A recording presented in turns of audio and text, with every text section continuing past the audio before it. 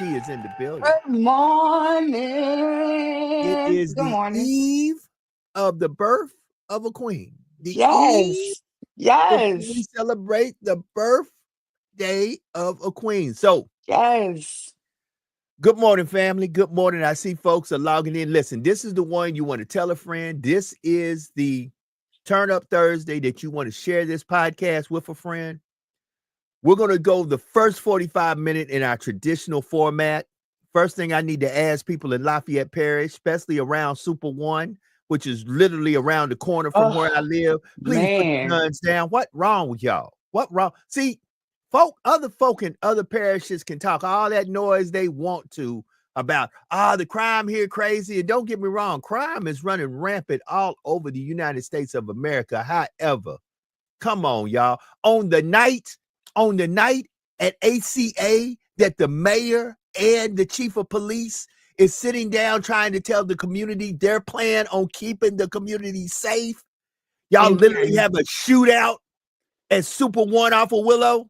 you can't even shop no more. Like you can't even shop in peace. So what can you do? What can we do? So so you scared to go here, you scared to go there, and now you're scared to go shopping Mm, because you never know what's gonna happen. mm, mm. I have a lot I want to say about this. First of all, let's kill all the lies, the misnomers, and the untruths. First thing some folks will say is, well, they passed a bill saying that if you were 18, you could carry a gun. Okay, they did. But let's tell the whole truth about that bill. Because these guns that we see that are going around killing our youth and that are in our communities, these are not legal guns. Keyword, legal. These ain't people who went and filled out a paper and got the gun at a gun store and went through the process of a background check to get a gun. No, these are the people who at nighttime are pulling your car doors that you leave open. Oh, Right. I'm talking about you. That you leave your guns in your car and then you wake up the next morning and everything's been stolen out your car, including your gun. And some of you don't even report your gun stolen. That part. So let's be real about this. The bill that was passed was for law-abiding citizens. I got to say it because I'm so tired of folks talking about, oh, y'all want the kids to carry guns. At 18 years old, you can enlist to fight for this country in the United States military. So if you can fight for this country and possibly lose your life before age 19 in a conflict or a war, I think that if you're a law-abiding citizen, you should have the right to carry a gun. Now, should we also pass legislation to teach people how to safely carry the gun, how to properly load and use the gun? Yes, we should. Yes, we should. There should be some accountability and some responsibility behind some of this legislation. But stop running around here getting on your bully boxes, because that's what a lot of these social media platforms is, a way for you to try to sound like you smart when you dumb as hell. Oh, And put out there, they done passed a bill that the kids can carry guns. Yeah, law-abiding citizens can carry a gun at age 18. At age 18, you can sign up for the Air Force, the Army, the Marines, the Coast Guard, Space Force, in any of our military you can sign up for. And guess what? If a war go down tomorrow, you'll be on the front lines and you could possibly die. And if I could possibly die in service of this country, I should be able to carry a gun if I have never broken the law and I am a law-abiding citizen at age 18. And if you don't like it, there's the phone number right there, 225-250-8770. Stop trying to get out here sounding like you somebody special, smart, intelligent, when half the time you don't tell the whole truth. And I'm getting tired of that. I'm tired of folks coming on here just talking, trying to sound like, you can tell me every RS Revived Standard statute on the planet. Tell the whole story. Unfortunately, family, yesterday and I don't have all the details. There was a shooting off of Willow at Super One. I don't know who got wounded. I pray nobody died. I don't believe they did. But this happened on the same day that in Lafayette Parish, they've been promoting it for months. On the same day that the mayor president, the highest elected official in this parish, and the chief of police, the highest appointed law enforcement officer in this parish, because he's not the highest law enforcement officer. That's the sheriff who we elected, Mark Garber. Mark wasn't there, but the police chief and the mayor were at ACA answering questions about their plan on keeping this community safe. Eventually, somebody didn't get the memo at Super One on Willow. But it's not. Yes, they can talk about it all day and all night. They can talk about it. They can put things into place, but at the end of the day, the community has to keep the community safe. Right. That's is we can put as many laws, we can talk, like higher ups can talk all day and all night. At the end of the day, the community is responsible for the community, so that's who needs to keep it safe. We have to And if be. You're right, Alethea. You are so right. We have to be accountable for our own communities. We have to be at a place where, don't get me wrong, I work in law enforcement, but we have to be in a place where we've got to do better by one another, and we've got to start calling these bad actors out. You know, today's show, and let me go ahead and put it up there. It is 12 minutes past the hour. Because some of y'all don't even know this. I've got to put this up here. So today's show, around 45 minutes after, we're going to talk about sex tortation, sex extortion, sextortion. That's what we're going to talk about. That is exactly what we're going to talk about. And I think Sean's going to be coming on. He just jumped up and said he'll be on around the top of the hour. I want Sean to get some books talking about, you know, these type subjects. Why? A lot of folks don't know this is going on. You know, so you would ask yourself, what is sex tortation or extortion, sextortion? It is described as a crime that happens online when an adult, grown folk, this could be grown women, this could be grown men, this could be a group of grown women or a group of grown men, or they could be mixed in with each other, convinces a person who is younger than 18, a child, under 18 is a child, to share sexual pictures or perform sexual acts on a webcam. Y'all don't know how much this is going on. Y'all are sitting there right now saying, this could never happen in my house. This could never happen with me. This could never go on with my children. You'll be surprised how many times this is going on while you're in the living room and your kids in the back on Snapchat, Instagram, WhatsApp. These things are going on. And in the green room, I got to bring them out. Bring them out. Bring them out. Bring them out. Bring them out. I got to bring them out. It's my dude, Sean P. With the Sean P experience. Good morning, Sean. What's happening, brother? What's going on, family, man? Just so grateful to be here today, this morning, discussing this very, very important, vital conversation, man, that we got to all have. I went last night, educated myself on the matter. I didn't know about it until yesterday when you mentioned this. I went, did my due diligence, man, and a lot of more of us adults got to be aware, like you said, our children, the devices, things like that. We got to be on game as a community, man. Brother, we got to wake up. So I got to say this. I know you're going to mute. You got a background noise, but I got to say this. I went to a conference with the National Center of Missing and Exploited Children, better known as NCMEC. I was there for a whole week, and my mind was blown. That's where I had the awesome privilege to meet our special guest speaker, who will be coming on at 45 minutes after the hour, John DeMay. Listen, y'all need to just Google that name, John, John DeMay, Demay. We're going to talk about how this year, right now it's June the 19th, this year, 33 children, 33 children, because somebody did to them what we're going to talk about, they took their life. We would say it was child suicide. I don't agree with that.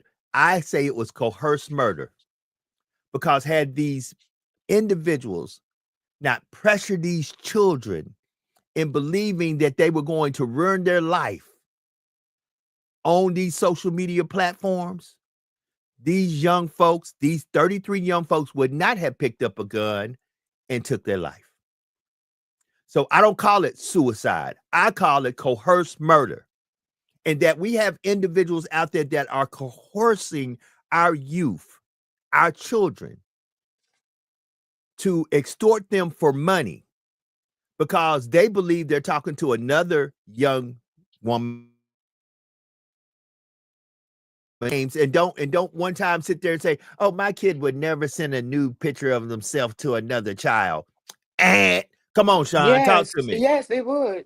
And Joe, I wanted to say this yesterday, but it's a good time for it today. With all this technology and AI and everything now, it's even more hard to decipher the real from the fake. In the old days, they say, what seeing is believing, and right, half of what you hear, none of what you saw, all that. But now you can't believe what you're seeing or hearing. Right. All this deep fake stuff and voice, they can manipulate voice, all kind of things they can do to where it's hard to decipher a real person from a catfish. Right. 17 minutes past the hour. Listen, family, you need to tell a friend to tell a friend. I really listen. Most of the time, folks be, and don't get me wrong, we got great folks out there. I can name a plethora of folks out there who are outstanding community advocates for the children. They do a great thing. I'm going to say one name locally. Some folk like us, some folk don't. But when she comes down to advocating for children, Shauna Sayers be on it. That bully box is real. I'm going to say it. I'm going to say it. Family, you need to tell a friend to tell a friend. Share this with a friend. If you can't get on and listen to this today, this is the one you want to make. You need to put it out there because we've got to talk about this, family. We got to talk about this. Yes. Go ahead. People like just like Sean, I did my research on it, and people are under the assumption that it's just females that get targeted. Come on. Not 90%. 90%. Men appear more targeted, 90%. But the reason why we don't see it is because they don't report it. Right. Men will not report it. Women will, because women, this is, I guess it would be the norm. Like, okay, well, something happens when women share it, women talk about it. With men, it's different because men feel like, man, I should have known better. What if I'm doing this? What if I'm doing what are people gonna say about me? So they don't report it. And Alethea, I'm going to say this. Here's one of the reasons it's a norm for women, unfortunately. Honestly, most women all their life has had some little man, boy, child, some male figure chasing their skirt, talking about, send me a nude pic. Just ask yourself as a woman, how many times has somebody who wasn't trying to extort you, somebody who liked you, somebody who was fond of you, somebody who really may have wanted to date you or may have dated you said, hey, baby girl, it'd be real nice if I opened up my phone and I had something real nice from you. See, so all your life, all your Lit- all your female life, once you start developing, you got somebody wanting to see your goodies. Let's So just call it what it is.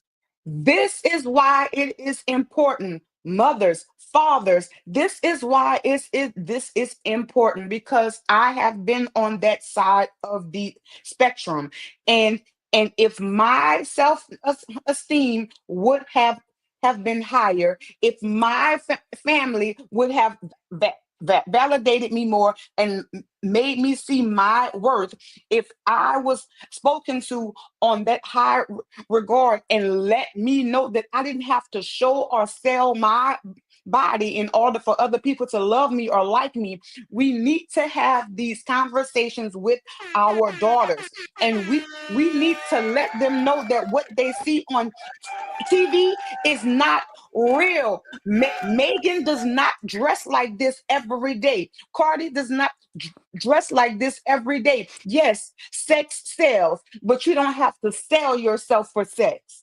Mm. And you need Now, to explain this to your daughters. now, before you come in, Sean, let me go ahead and introduce her. She is the celebrity life strategist, the therapist, the author. She's our girl.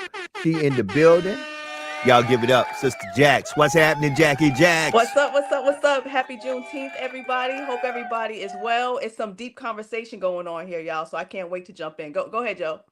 Okay, so Sean, say what you need to say, my I was brother. just saying for the guy side, you a sportsman, Joe. Who was that very famous Notre Dame football player recently? He got catfished tremendously. There's a whole Netflix documentary and everything about that happening to him. Teo, he played for the Saints. He actually played for the Saints. And watch this. These things are happening. Now, once again, believe it or not, as much as it's happening in the adult world, just imagine this. Once again, I want y'all to really understand what we're talking about today. We're talking about children 18 and below. We're really talking about children as young as 10 years old who are on Snapchat, Instagram, WhatsApp, their own Kick, their own Twitch, and they are being sextorted. They are being sextorted. They are being The video encouraged. games, Joe. The Right, video Yeah, games. exactly. right. They're on Xbox, PlayStation. They're on the new Nintendo Switch, and somebody's on there talking about, oh, why don't you just send me a new picture? It ain't gonna hurt nothing. It's a little game we play. It's a little sexy game we play. And the next thing you know, and imagine as a child, I just want you to think about this. A lot of times we don't think this way because a lot of this, see, I'm about to be 58 years old, and I'll be very honest with you. When I was a child, when I was in high school, I didn't have one of these. Right. Okay, so let me just call a spade a spade. I didn't have one of these when I was in high school. To be exact, if you were really a person who had a lot of information, you had it because you had Encyclopedia Britannica and you had Facts. what was the other magazine that everybody had? About National Ge- Geographic? National Yeah. Geographic. Nat Geo. That's how you found out what was going on in the world. If your parents were smart enough to or got caught up in that 1 penny scheme where for a penny you can get all these magazines and later you get charged $25 Right. a month or whatever. But that's what, listen, we didn't have this. Understand this. When you put this in your child's hand, you now put the world in your child's hand. What you don't realize is you have now given your child access to the world, and you have given the world access to your child. That's Joe, right. when I was still a dating man, my pastor told me in private, he said, Sean, I don't believe in Wi-Fi in my house.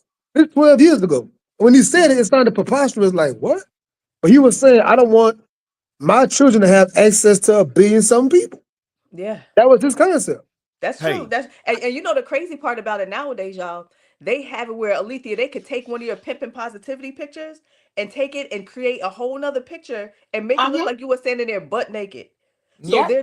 they're doing that to these kids now, and they can go on an app, and literally it's only a couple of dollars for them to go on an app to do that. So children are also committing suicide and getting bullied at school because pictures are spreading around of these children naked, and it's not even them. It's their face and they're, in that environment, but they'll have all type of lewd graphic poses and positions, and it's just so unfortunate, and it's sick. It is some sick people in this world for sure.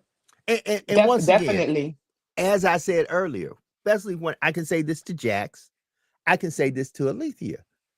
Probably since they were junior high school students, there has been some young man Yeah. in some shape, Mhm. form, or fashion who has been trying to convince them in some shape, form, or fashion, baby, let me see them goodies. Let me see 'em. Yep. I don't need to touch them. I don't want to sleep with you, but you can send me a picture. You can do a Mhm. picture. See, so for women, it is, man, we've been pursued like this all of our life. Now, for men, watch this. Now you're talking about boys. I want y'all to really get this. You're talking about highly hormonal boys. Mhm. Boys, all of a sudden you're here as a boy, you're playing Call of Duty. A message shows up on your Xbox. Hey, handsome, I've been watching you.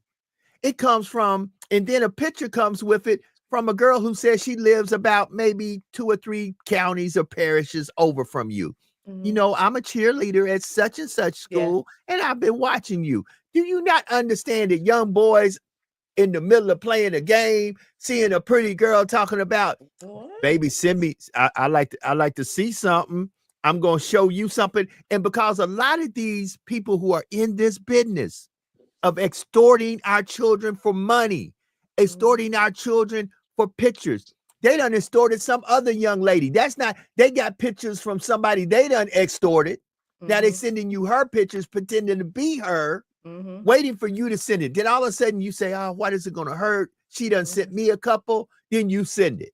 Then all of Yep. a sudden, a But minute let's later, not get it twisted though, because we talk about how, girl, like, yes, we as women do get pursued and asked to send our body parts or nudes or whatever, but as women we could be, because this has happened to me in so many times, even now, and I am married to a whole woman. Please stop sending me those men. hold it. But men, men. Unsolicited penis pics. Come on. Oh, Let's call it what it is. I'm tired of Yeah. playing this morning. That's right. I told you hold it. It is Freedom Day, and I'm about to set some of y'all free. He that the sun sets free is free indeed. Free indeed. Stop sending them this, unsolicited penis pics. Period. Mhm. this is for all men out there. We don't want to see your dick. Keep it in your. We don't want to see it. Thank you, Alethea. We leave it. We don't want to see videos of you dancing with like gray sweatpants with the water bottles, because we know that that's not real. Of this jumping up and down, Mhm. we don't want to see it. Keep that to yourself. And look, I'm married to a whole man, and I still don't want to see it from no other man. Okay, Right? keep it to Okay. yourself. That's right. Okay. So let me say this. It is 28 minutes past the hour. I'm going to take you ladies out. Y'all take a break. Sean, I'm going to keep you in because I got to drill somebody for a minute. I need another man in here where I drill this man. So we're going to take the 2 ladies out. Y'all take a break, 15-minute break. I'm going to give y'all a 15-minute Wait, break. did I win? No, did I- not yet. You might win Oh. tonight. I'm going to keep Okay. you here for a second. But guess what? I just want to know, did I win? You might win tonight. We'll know tomorrow. On your birthday, that might be a part of your gift that I tell you. Guess what? Alethea did say 1, 2, 3, 4, 5, 6. 6. She did. But I got to drill this man, Alethea, about some LSU Tigers. So All right. I'm going to let you go, and you'll be back in about 15 minutes. Hey, bruh. Come get me, man. I'm ready, Bruh. man. Come get me. Bruh, hold it. Bruh.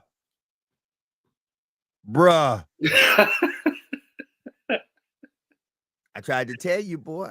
I tried to tell you. It's something about them Bayou Bengals. I don't know what it is about them cardiac kids down in Baton Rouge, but it's something about them Bayou Bengals. Man. All I can say is Go Tigers! Man, I thought Arkansas had them. They were. I mean, don't get me wrong. They were tit for tat. I think that was a game right there. And when LSU came back and took the lead in the bottom of the 8th, I was like, well, this may go through the Tigers' favor. But then Arkansas came back at the top of the 9th, and they were swinging right back. And then LSU played well. Jared Jones hit it. Got the walk off to win, and to think about it, man. These are two powerhouses going at it, and hey, man, hey, look, I'm wrong. LSU fans, you right. You right. I'm wrong. I got a purple and gold jersey for you, baby. And you used to cover sports here in Louisiana. I did, Elijah Nixon, I am flabbergasted and completely appalled. Let me come in my black Howard Cosell voice. I tried to tell you, youngster. I tried to tell you. I once again witnessed greatness on the baseball diamond. I understand it was two SEC powerhouses going at it, but I knew that when it was all said and done, that the Tigers from LSU, those guys over there at Death Valley, were going to be victorious. Do not underestimate that. I'm telling you, Tennessee won it last year. They are right now the defending World Series champions. Go ahead and bring their trophy back to BR. That thing's staying in the SEC, baby. It's staying in the SEC because Coastal Carolina don't stand a chance. See, against them LSU Tigers. And you know what? I agree with you to an extent. The only reason why I say to an extent because you make it. They made it there. Okay, yeah. I don't want to knock them. Look. Coastal Carolina. What's the name? What's the name of their mascot again? The Shants. The Shants. The chandelier. Whatever. The fighting. What is that anyway? Some type of rooster? Don't even what know. What is man. that? What is that? Okay. Who's gonna win this game tonight, baby? All right, man. So this is my thing right here. This is my theory. I got the Pacers still. I hope I'm not wrong, Lord. Please. I don't want to get. Don't worry. If y'all see a number 22 show up and it kind of got it disguised like a man, because people big on disguises. Dude disguise himself like a police officer to do that mess. So they might have a man disguised as number 22. I got the Pacers. I think the extra day could help Hallie Burton. I think they did their thing and resting him, and I think with also TJ McConnell, if he could have another big night, because it wasn't like it was a blowout and then it got nasty towards the end. But I think if TJ McConnell could have another big night, but it really gonna call to me, the series really come down to Pascal Siakam. Pascal Siakam is a guy that can control the game in the post and outside of the perimeter as well. But sometimes he just get fatigued and he look like he can't run with those young guys. So it's going to come down to him, and it's going to come down to health of Halliburton, which I think he can do it for one more night, which is this night. But I don't think it will last into that Game 7. So I got the Pacers. I don't think the Thunder will close out in their home. I know Sean got something to say about it. But I know they're not gonna close out in their home. I think Indiana's gonna celebrate on their home floor for one win, and before they go ahead and get dismantled for that Game 7. Sean, talk to me, man. Go ahead, Sean. Talk to me. They got that 6-piece spicy, man. She got that 6-piece lemon pepper, Joe. With a little wrench. What you got, Joe? Elijah, you ain't been batting good lately, bro. I tried to warn you about the Tigers, but you didn't listen. So look, let me give you my calm warning. I don't care if it's the night sky, bye-bye, lullaby. Tonight, Thunder in 6. It ain't going no further than tonight, bro. It's over. Just as sure as that championship trophy for the College World Series is coming to the Mighty Fine down the street in Baton Rouge, Louisiana. I'm telling you, it's over. It's over because guess what? What the Halliburton, at the end of the day, that boy hurt more than they telling you. He hurt more than they telling you. And I'm telling you, I don't want him to mess up his career trying to win a champ. Bro, y'all got a team. Y'all can win this thing later. This ain't your time. Take it. I got a question. If OKC wins, is Shea the greatest Thunder of all times? Mr. Ooh. Elijah? Hey! Oh, I hate that question because I'm still got KD. But Sean, you right. You can't get mad about it though, because what he did, he won an MVP just like Kevin Durant did and Russell Westbrook did. But the difference is what he's about to do is bring a title to that fan base, and he will go down as, if not the best, and one of the greatest to ever put on the Thunder. But I think he will surpass Kevin Durant and Russell Westbrook as the best Thunder to go around, because he won a championship, he won an MVP, best record in the league, I think it was. So I guess you can't argue that, man. It hurt me because overall I still got Kevin Durant as a better basketball player, but the trajectory that Shea is going on, you can't ignore it. You cannot ignore it. So I think Shea is going to be that guy for years to come when it comes with that. Willie Pickens said OKC is winning tonight. I'm just saying. I don't know, Willie. I think I'm still riding.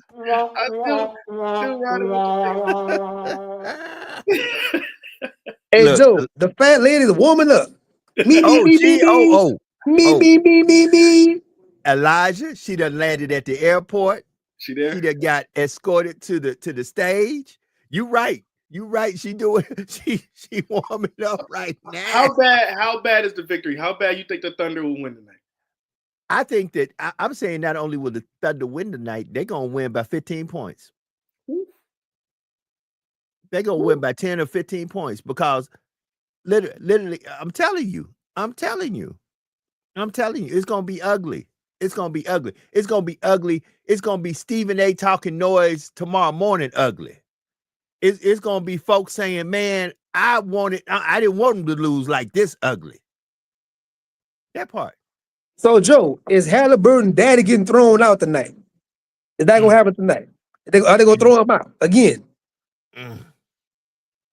They might put that man in a wedgie, hold him up, get him out of there. He can't. If they lose as bad as you said, Joe, I won't be surprised if they put the camera on him and he crying like he played in that game. I won't be surprised if they take him and he has to, because listen, I just feel his son, and I don't wish this on nobody. I know, because listen, I'm coming from a ruptured Achilles, so I don't wish an injury on anyone, but I just think the man's hurt more than they're telling you that he's hurt. And yeah, it's the NBA Finals. And yeah, you won a title. Yeah, it would be the great comeback story for them to win tonight, then turn around in OKC and win in OKC and look at everybody and say, I told you so. And guess what? I'm not one of the betting gods in Vegas. That may happen. But under really real circumstances and looking at the situation, all I can say is thunder. That's all I can say. I don't see nothing with the Pacers. Last time there was something that had the word Pacer on it, and it was famous. It was called a gremlin. It was called It was a car called a Pacer. It was a gremlin Pacer. And but that had what? Okay. I'm just saying. And that car wasn't about flip. So, it was I forgot what to call it, AMC Pacer or something. Whatever. It was a terrible car. And guess what? I would have never named my franchise after a terrible car, a Pacer. Come on. Well, at the end of the day, Thunder, baby. That's all I can say. I see the Thunder. It's going to be the Thunder. 38 minutes after the hour, I'm with the Thunder. So let me ask you something else. Let's switch that. We done talk college baseball. We done talk NBA. Let's talk professional baseball. Have you been watching any pro baseball lately? Man, I've seen some of it, but I'm looking at Ohtani. Can I say this about Ohtani? Come on, say it. I think Ohtani might be one of the baddest ones, if not in today's game. I think maybe in history. Ohtani could do it all. Ohtani could pitch. Ohtani could hit. Ohtani could run. Ohtani could do it all. Konnichiwa. Konnichiwa. Konnichiwa. One of the baddest that we ever say put on a uniform and let alone put on a glove. I think the guy is super talented. The other night he threw a 100-mile pitch. Come on now. Listen, family. Coming from places like the Dominican, coming from some of these Asiatic places, I'm telling you, like You're looking at these places in Asia like Japan, Korea. There's some ball players out there for y'all. There are some ball players out there. It is 40 minutes after. So Elijah, man, tell everybody about your podcast. Go ahead, Sean. What you want to say? I was only going to ask, with us being traveling guys, military once again, boxing, mixed martial arts, baseball, we see basketball. Like, why do you think these guys come over here and they just different? Like their training, their preparation, their mentality. Why do you think that is? Well, I mean, Sean, we've been to some places that we can honestly say we've been to some metroplexes that are very impoverished, that our level of poverty ain't nothing like their level of poverty. So you got to understand something. When you really, okay, I give a prime example, these marathon runners that come from Ethiopia, Kenya, and all these places. In real life, they ain't really got no transportation. So in real life, that's how they're getting from point A to point B. So, once again, it's in the genes and it's in the lifestyle that develops them that, if we didn't have all this transportation and we were walking every day, a lot of us would be a lot healthier if we didn't have no other choice but to walk. Like I said, when the only thing to get from point A to point B is to walk, your health and your BMI looks a lot different when every day you wake up and to get from here to 10 miles from here to the store, you got to walk. It's just different. I'm just saying. I agree. That's all they know overseas, man. And for me, I'm gonna be honest with you. I know mixed martial arts, MMA is a thing. I'm not a big fan of that as a sport, and this is the only reason why. Boxing, I get down when people could knock them. When you down on that ground, there is no other reason for another person to get up top of you and start still punching you. He gone.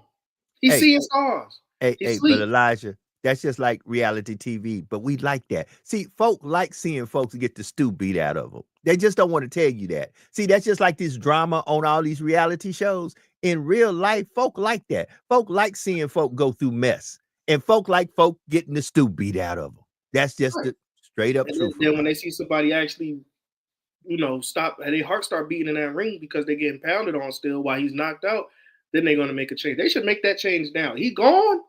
I agree. But Mr. Elijah, if you, scientifically, it's actually safer than boxing. Those guys have longer lives and they're healthier longer than boxing. Well, yeah, because they're not getting hit in the head, is because it's constant. But it's just when you out on the ground like this, I think they should just. Right, I agree. So Elijah, talk to us about the podcast. I know you're getting ready to get out of here. Talk to us about the podcast. What you got coming up? Yeah, you can catch the Fitz Take on YouTube, Apple Music, Spotify, wherever you have audio or visual apps. We're up there. We have a recent interview coming out. Well, it came out already with Roderick Tezano. Please check that one out. He's a fine young man coming from Opelousas Catholic, committed to the University of Southern California. He got one more year out there with the Vikings. He said he talked about his expectations with that and what he could look forward to on the next level. Again, it's called the Fitz Take. We appreciate all the support and the love that you guys have shown for us, and that's all. Hey, I brought Alethea back in where we could, Alethea, put up them 6 fingers where that boy can see them. All 6. 6. See, I count 7. Okay. I count 7. I don't think. What I get if I win? Oh, okay. What I get if I win? That's all I want to know. What I need you to shout me out on your show. Right. If I win. On the Fitz Take. We need to say, Alethea. My girl said, just shout me out one good time and just let them know. Alethea, I got you. If you got it, I will put it on the Fitz Take. But I also need one more favor from you. What's the winning lottery numbers? Because if you guess that correct, then I need that one too. Because and ain't no way you just pick 6, and next thing you know, they win the 6. I need some winning lottery numbers too.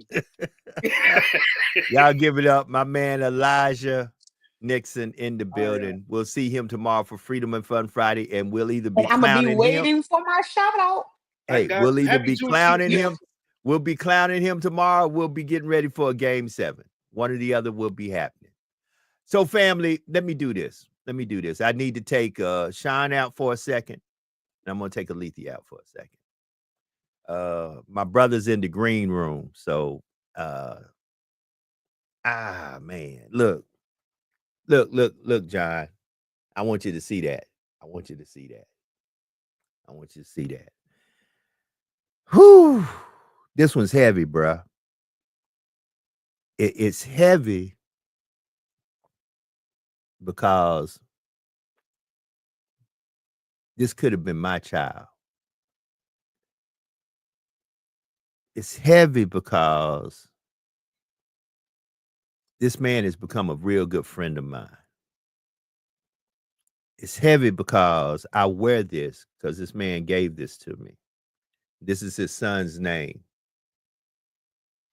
This is Jordan DeMay, number 5 in basketball, number 2 in football. I have sons. I have a son right now that's 17 years old in high school. He's an athlete. He runs track. This could have been my child. We got to talk about this, family. So he's in the green room. I'm letting him set himself up. But I want to just tell y'all, from this point of the show to the end of the show, we're going to have some real uncomfortable conversation. Because a lot of us are not paying attention to our children. We are literally not paying attention to our children. And sadly, this man has become my friend not by choice, but by tragic circumstance. Not by choice, but by tragic circumstance. So, family, I'm going to bring them on. Then I'm going to bring Alethea and Jax back on. But first, I'm going to bring John on. Put your hands together, family. My good friend. Let me add him in. What up, John? Good morning. How you doing, my friend? Good. Just having a little bit of. Can you hear me okay on my audio? You good. You good. Kind of fuzzy here, so you good. Yeah, things are looking. I'm just going to plug in quick. We should be rocking and rolling. How's your day today? I appreciate you getting me on this morning so early. Man, I'm good, but I ain't good. Yeah. You know, I'm good, but I ain't good. I just be real with you, brother. I'm good, but I ain't good. I wear this every day since the day you gave it to me to remind me, don't miss it. Don't miss the small stuff. Pay attention. Yeah, right. So, John, I'm going to give you a solo shot, man. I'm going to let you tell people who you are, why you here. I'm going to bring my all-star panel back. I got 2 wonderful women, and we're going to get into this conversation because people got to know. People got to know. Ladies and gentlemen, my man, John DeMay. Come on, John. Well, good morning. I appreciate you having me this morning. It's really a pleasure to meet you. And we had a great time in Louisiana, meeting some of your friends and colleagues. And that's kind of how we ended up here after this discussion. But I'm just a father. I just kind of got put into this position, unfortunately. And I'm from northern Michigan. I live up on the South Shore of Lake Superior, so I'm all the way north, long way from Louisiana. Long way. Yeah, the weather's not so nice here, honestly. But I lost my son to sextortion in March 25th, 3 years ago, on a Thursday night. Horrible thing. We just we live in a small community. We don't have to worry about crime a whole lot here. We live a pretty mild lifestyle. We don't lock our doors. We leave our cars unlocked most of the time. It's a very safe community. And so this stuff can happen overnight when we're sleeping, just like it happened to us. This happened from a time frame from about 10:15 at night to about 3:45 in the morning. So all while we're sleeping at night. And we can get into the details of that. There's a lot to unfold and unpack there, but that's just a little bit who I am. I actually, I'm in the real estate business now. I'm 45 years old. I have a new wife. Jordan's mother and I divorced when he was young, very young, 2 or 3 years old. And so I've remarried, and I have 2 young girls. Jordan's mother remarried, has also 2 young girls. So Jordan had 4 young sisters. My daughters are 9 and 11 now. So that's our purpose today, is to make a better life for our young kids and your kids, Joe, and all the listeners' kids and grandkids. it's just it's a crazy place out there, and technology and internet and social media have just really created a really dangerous place for young people if we're not careful with it, and parents aren't involved and aren't paying attention to what's going on. So but in my early life, I was a police officer. I went to the university here. I have a bachelor's degree in criminal justice. I went to the police academy here and was in law enforcement 2004 to 2007.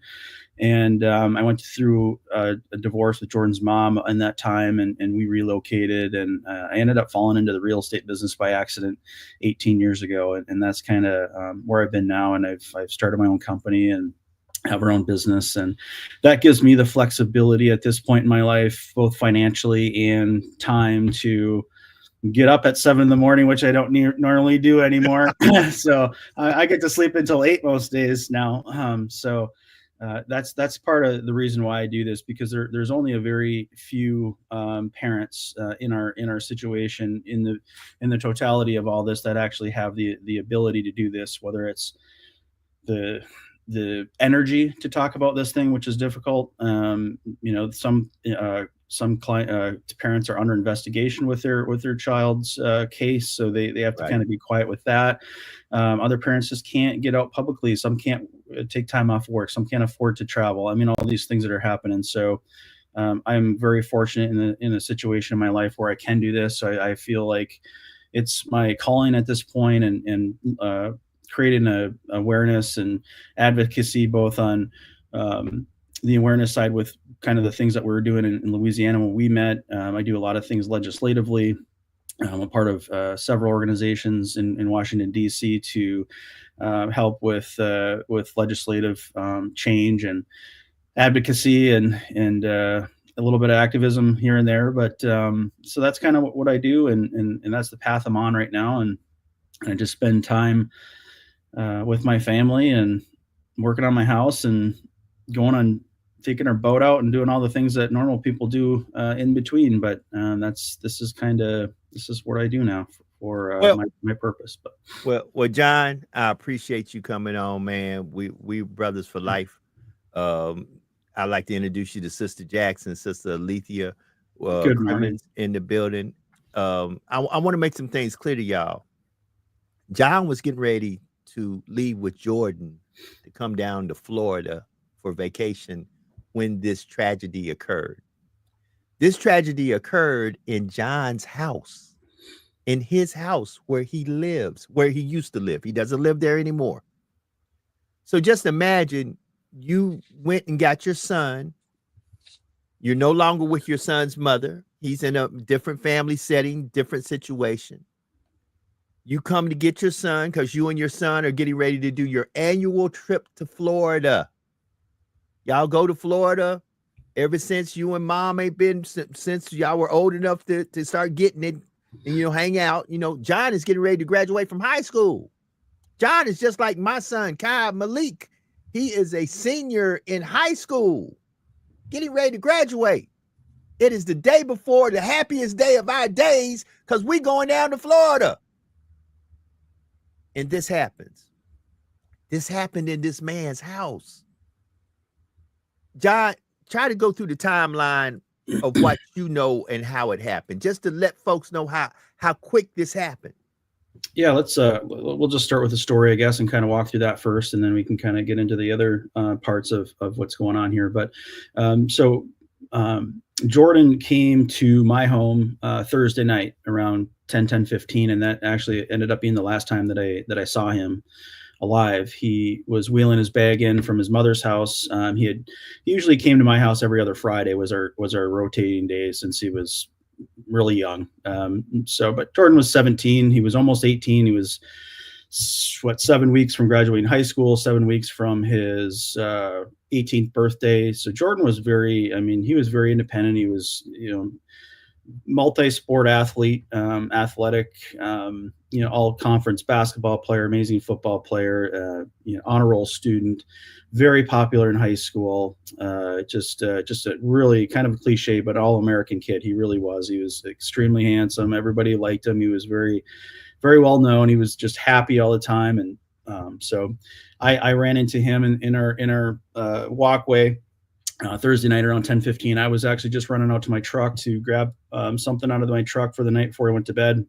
As Joe was saying, we were poised to leave for Florida vacation in the morning. We usually do a Florida trip or two a year. We drive down. We have family down south, so we'll drive down. It's an 18-hour drive for us, and we get in the car and have a little over the road, and we spend some time with some family in Atlanta, in the Alabama area, and then we hit the beach for a week usually, and come back up, visit a little bit more, and then drive home. So make a little trip out of it. And Jordan loved the beach. He and I both absolutely love the beach and the warm weather and the water, and it's just it was our place that we loved, and he certainly loved it as well. And so this was something that he was very much looking forward to.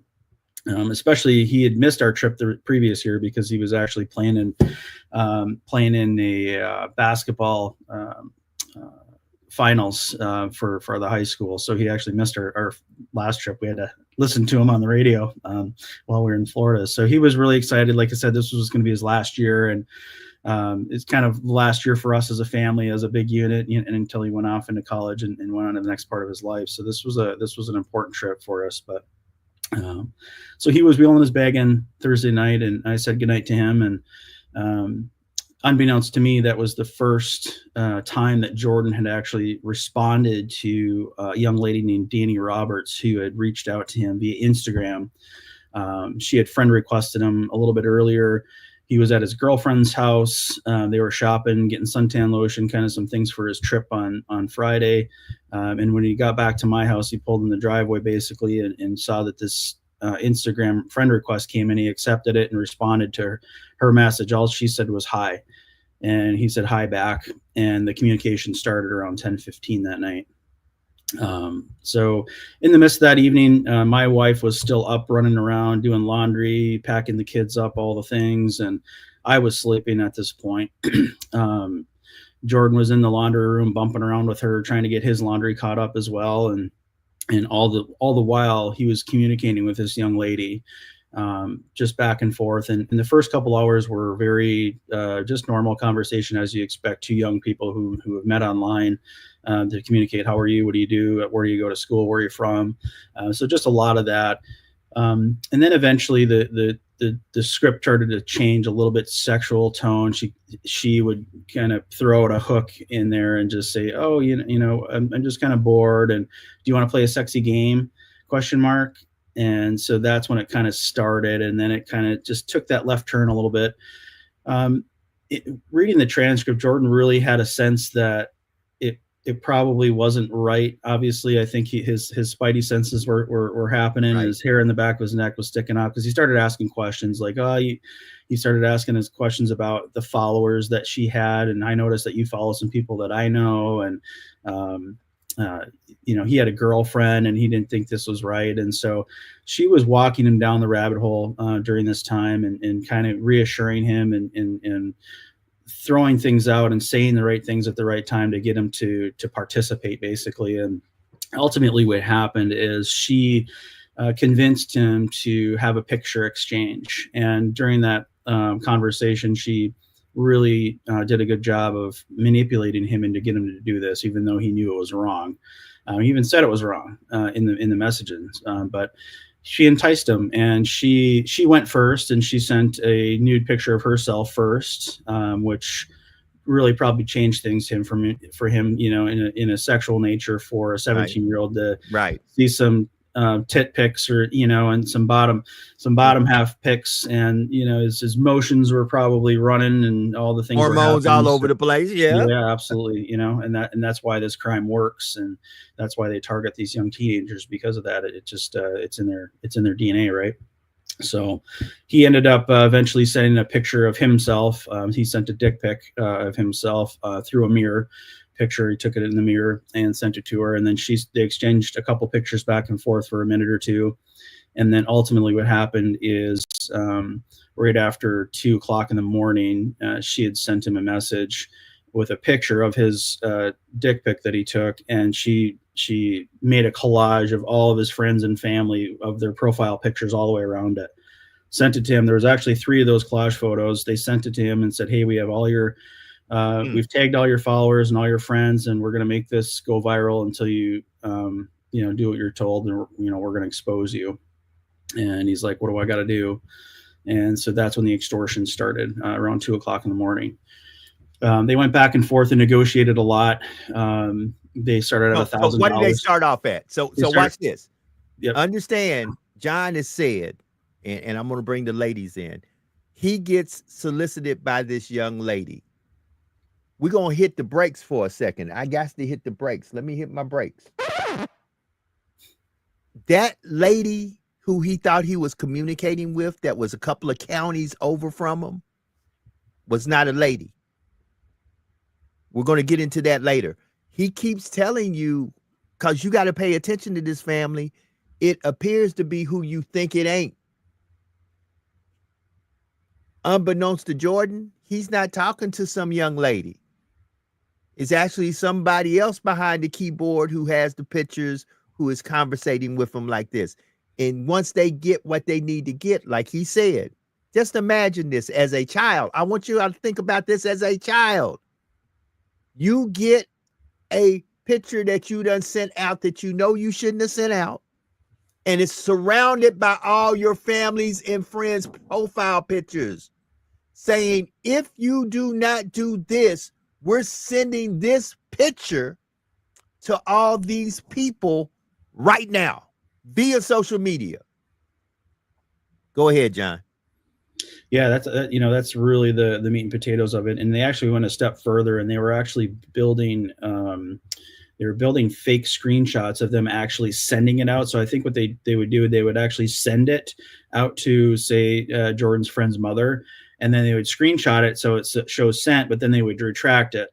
So they were sending those things. So he thinks this thing's going out real time, because he wasn't getting money fast enough, right? That was part of the pressure campaign that they used to. How much did they ask for in the beginning, John? So their initial request was $1,000.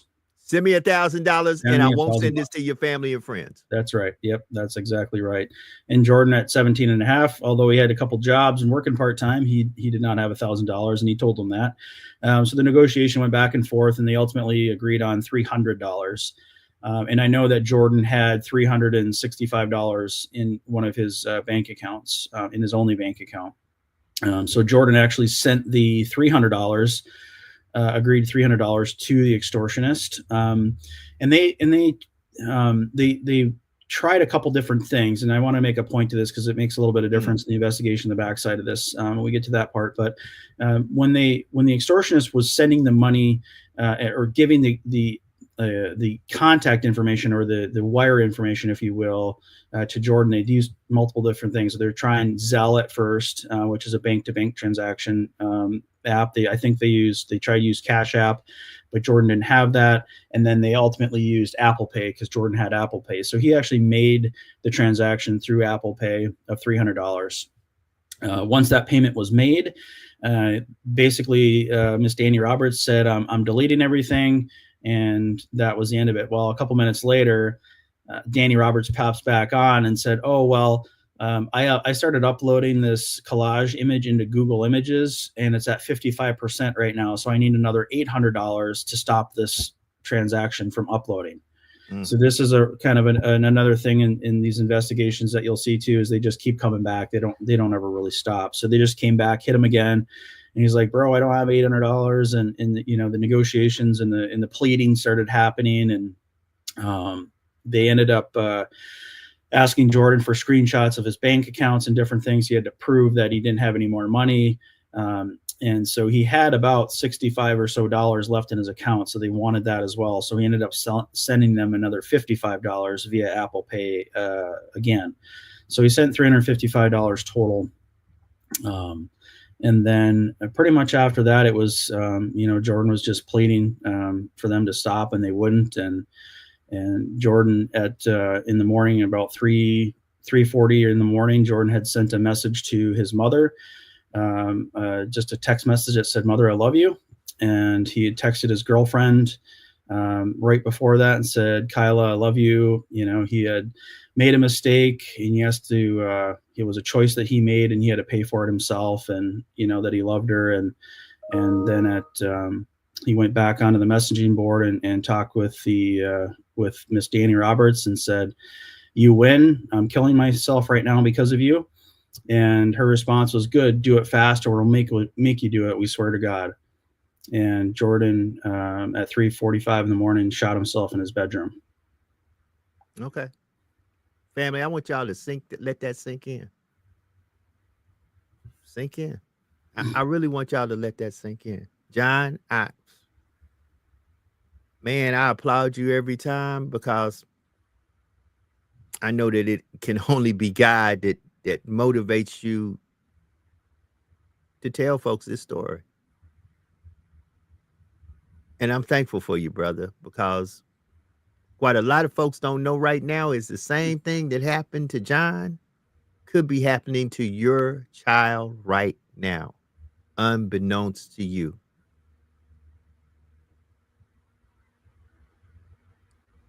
Now, this is where we make a transition at 5 minutes past the hour.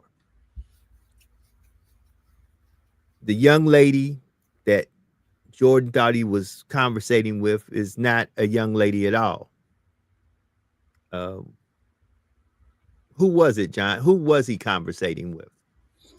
So Jordan was conversating with, he thought it was a girl up until probably 3 o'clock in the morning or so, 3:30. So not too terribly long before he took his life. They actually made multiple audio calls via Instagram. So Jordan was communicating all this via typing in transcripts. So when the audio calls happened, then Jordan realized that it wasn't a nice, pretty young lady. It was actually an adult male from Nigeria. And so I think that really probably twisted him up. I can imagine when he saw that for the first time, like he at least thought he was being extorted by a lady, right? And then so that's in his mind this whole time, like, why would this woman be doing this to me? And then realized it wasn't a woman at all. It was a black man from Nigeria, totally outside of the box that he could ever even think of, And right. So it was just wild for him. I can't even imagine what was going through his mind. And in the language, it's just different in Nigeria too. Right. They speak English, but it's a very different dialect. So all these things are probably happening internal for him. Like he just got so buffaloed, and completely the opposite of what was happening in his mind was actually happening to him. Ultimately what it was there was 3 Nigerian men involved in this case directly that were extorting Jordan that night. One was doing the typing, communicating with Jordan. Another one was doing the graphic stuff and putting things together, and the other one was kind of doing research. So they kind of work in unison. So when they're three of them in a room together. Give me their ages. I don't want their names. I just want their ages. Well, they were at the time, I believe, 18 and 19. 18, 19, 19. 18, yeah. 19, 19. Right. Yeah. All right. I want y'all to grasp that now. Grasp it. Now, here comes the thing that I'm going to throw in here that comes down later on, but I'm throwing it in now, 7 minutes past the hour. This 18, 19, 19 in Nigeria, they ain't by themselves. They're connected to some folks in the United States of America in Georgia and Alabama. How many people have we arrested so far in the United States that's connected to this whole little ring of extortionists that do this to children? How many we done arrested so far, John? So right now, 3 weeks ago was number 13 arrested. 13 in the United States of America. 7 Americans and 6 Nigerians. Mm-hmm. 7. So there's 7 folks in America that's hooked up to this sextortion ring that have been exploiting our children. Our children. Because John's son is my son. And we got to do better. Y'all got to start asking your kids, hold up, let me see your phone. All right, mama, mama and daddy all in my business. John was doing that. Hold up. Yeah. John not a bad dad. John was doing that. John had me literally cracking up because John would sit there and sometimes say, I need you to read these text messages at the lunch, at dinner table. John was in his son's life. John was in his son's life. and this still happened. Ladies, y'all got go ahead, John. Go ahead. I want to add to that because I think it's a really important point, especially for parents to kind of wrap your mind around this. And I'm not doing this to praise me or whatever, but I was the parent that I was probably overboard, right? I mean, we had everything. We had Jordan had a phone young, so we had all the parent controls on through Verizon. We used Verizon, so they had great parent controls. We had all the parent controls and porn filters and all the things on the. He had an Apple iPhone. I actually had a separate Apple ID that I created for him that I only had access to, so he didn't have the password to it. So all the apps and stuff can only be changed or manipulated, and in-app purchases and all that stuff can only be done with my Apple ID password, which I only had. I made him sign a contract. There was maybe 10 or 12 things on there. You will not communicate with anybody that is not approved by me. They have to be approved contacts in your phone. Only I can put contacts in your phone. You're not to have your phone after 8 o'clock. I mean, I had all these silly rules, and I just made it formal for him, and I made him sign it. I'd be damned if I can find that thing. I really want to, because I think it would be fun to revisit, and I cannot find it, but I made him sign it. I had a separate router in my house, so we set up a separate Wi-Fi router with a different password, and I had it on a timer, so he only had access to that router, and it would shut off at 8 o'clock at night and not come on until in the morning. So I was doing all these things, like Joe said. When he started in the dating world, I would make him read his text message at the dinner table in front of the family from his girlfriend, just to kind of keep him on his toes, and we had some fun with that. But I was doing all these things, and I had people literally sitting in the football stadium giving me the side eye that I was doing that to my son, right? And I wasn't giving him the privacy that he apparently deserved, and all those things. And I guarantee you that those parents today probably are probably taking that moment back in time, because here I am. I was doing all the things that you should be doing, all the things that was possible. And Jordan was finding workarounds for all that stuff all the time. I mean, it was a battle, just like it was that it is for parents today. So I was dealing with all that too, but I was doing everything I felt like I could be doing in the moment to keep things safe. And I've always been a proponent of safety on the internet. I know what its capabilities are. Being former law enforcement, even though some of this stuff didn't even exist at the time, I paid attention to it as it evolved, and all the stories were happening. So we all knew what the dangers were on social media. So I've always had one eye up all the time with social media. And so I did all these things, and here I am, and I'm in this situation. And I'm a little bit different too. And Jordan is, because he was right there from being 18 at this point in his life. I was not monitoring his phone anymore. The kid was a straight-laced. I was like joking with him on Saturday when I'd kick in the door and he's sitting around, watching football things on YouTube. I'm like, dude, don't you have a party to attend or something fun? It's 9 o'clock on Saturday. No, I'm just, whatever, so he was just a really good kid, and I just didn't have to worry about what was going on. And, I let off the reins probably, 16 and a half, we started driving pretty much. Things kind of just loosened up for us naturally, and never spent much attention. And here I am today. So I think it's really important that we're doing all the things that we can be doing, because I was doing them, and I'm still in this horrible situation. And when I say that, we're talking about an 18-year-old kid here.